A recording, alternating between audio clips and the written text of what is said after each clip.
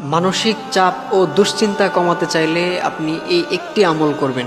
আপনি যদি এই আমলটা কন্টিনিউ করতে পারেন তাহলে আল্লাহ তাআলা আপনার মানসিক চাপ কমিয়ে দিবেন। আল্লাহ তাআলা আপনার ডিপ্রেশন, আল্লাহ তাআলা আপনার সকল প্রকার হতাশা, আল্লাহ তাআলা আপনার সকল প্রকার টেনশন দূর করে দিবেন। আমাদের মধ্যে এমন একটা লোকও পাওয়া যাবে না যার লাইফে কোনো ডিপ্রেশন নেই, যার লাইফে কোনো হতাশা নেই। আমাদের সবার লাইফে কিন্তু ডিপ্রেশন আছে, হতাশা আছে।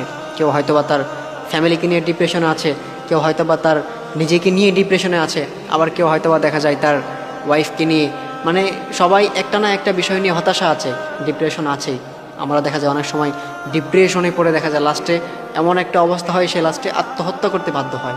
প্রিয় ভাইয়েরা আমার, প্রিয় বন্ধুরা আমার, আপনি যদি আপনার এই মারাত্মক ডিপ্রেশনকে কাটাতে চান, আপনি যদি আপনার ডিপ্রেশন দূর করতে চান, তাহলে আপনি এই একটি আমল অবশ্যই করবেন। একটি আমল আপনি কন্টিনিউ করবেন।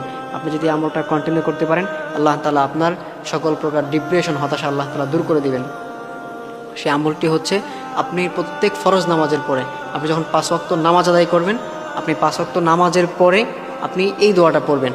আপনি প্রত্যেক ফরজ নামাজের পরে আপনি যখন মোনাজাত করেন, আপনি তো অবশ্যই মোনাজাত করেন, আল্লাহ তাআলার কাছে হাত তোলেন, এই জন্য ওই সময় আপনি অবশ্যই মোনাজাতে এই দোয়াটা, প্রত্যেক ফরজ নামাজের পরে আপনি এই দোয়াটা করবেন। আপনি যদি এই দোয়াটা কন্টিনিউ করতে পারেন, আল্লাহ তাআলা আপনার মানসিক চাপ, ডিপ্রেশন আল্লাহ তাআলা সকল কিছু দূর করে দিবেন। সেই দোয়াটা হচ্ছে, আল্লাহুম্মা ইন্নী আউযু বিকা মিনাল হাম্মি ওয়াল হুজনি, আল্লাহুম্মা ইন্নী আউযু বিকা মিনাল হাম্মি ওয়াল হুজনি। এটার অর্থ হচ্ছে, হে আল্লাহ, আমি আপনার কাছে আশ্রয় চাই সকল প্রকার দুশ্চিন্তা থেকে। এই দোয়াটার অর্থ হচ্ছে এটা, হে আল্লাহ, আমি আপনার কাছে আশ্রয় চাই সকল প্রকার দুশ্চিন্তা থেকে।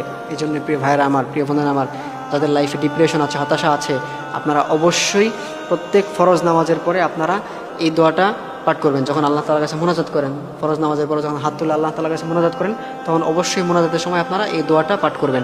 এই দোয়াটা যদি আপনারা প্রত্যেক ফরজ নামাজের পরে পাঠ করতে পারেন, দেখবেন আল্লাহ তাআলা আপনার সকল প্রকার হতাশা, সকল প্রকার ডিপ্রেশন, টেনশন আল্লাহ তাআলা দূর করে দিবেন। অবশ্যই দোয়ার আগ দিয়ে আপনারা দুরূদ পাঠ করে নেবেন। আপনারা যখনই দোয়া করেন, মোনাজাত করেন, তখন অবশ্যই দুরূদ পাঠ করবেন।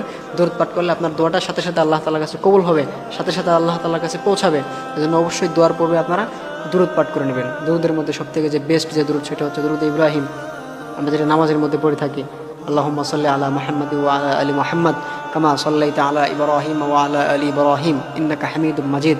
আল্লাহুম্মা বারিক আলা মুহাম্মাদ ওয়া আলা আলি মুহাম্মাদ কামা বারাকতা আলা ইব্রাহিম ওয়া আলা আলি ইব্রাহিম ইন্নাকা হামিদুম মাজিদ। এই দুরূদটা পাঠ করে নেবেন। আবার এটা যদি লম্বা হয়ে যায়, সেক্ষেত্রে এটা পড়তে পারেন, সাল্লাল্লাহু আলাইহি ওয়াসাল্লাম। অবশ্যই দোয়ার পূর্বে দুরূদ পাঠ করে নেবেন।